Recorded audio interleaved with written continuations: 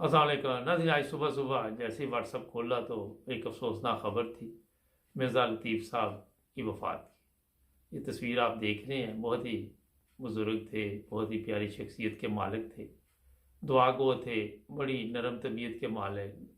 मेरा गुस्सा वगैरह भी कम ही मैंने तो देखा उनको, क्योंकि हम भी रबुआ से थे, हमारे मोहल्ले में ही रहते रहे पहले, और मेरे वालिद साहब के दोस्त भी थे।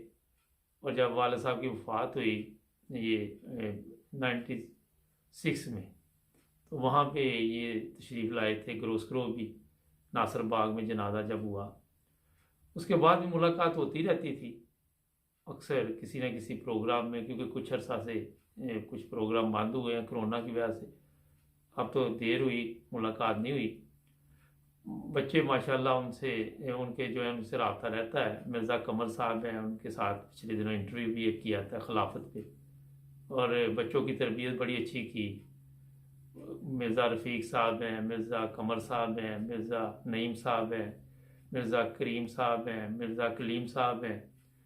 तो ये जो बच्चे हैं सब आजकल लंदन में ही इनके ना, बच्चियाँ भी हैं।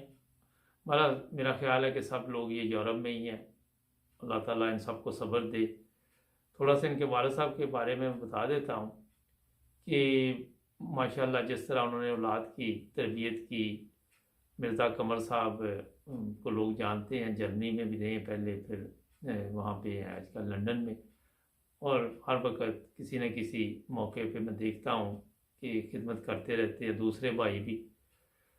और ये भी एक वालिदैन की तरबियत का हिस्सा होता है कि उन्होंने अच्छी तरबियत की हो औलाद की, दुआएं भी होती हैं। बहरहाल बहुत अफसोस हुआ मुझे भी सुन के।